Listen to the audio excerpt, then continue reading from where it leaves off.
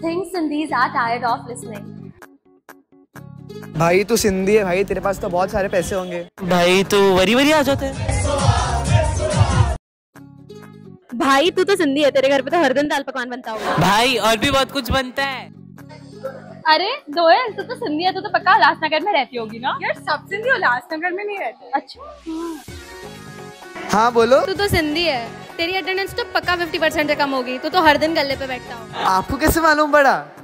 तू तो सिंधी है, तेरा सरनेम तो पक्का हनी पैंड होता होगा ना? तुझे कैसे पता?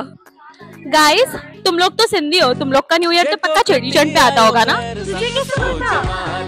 जंजी सिंध समूरी सुहा ओ जमालो ओ हिया सिंधड़ी सुड़े लाल जी ओ जमालो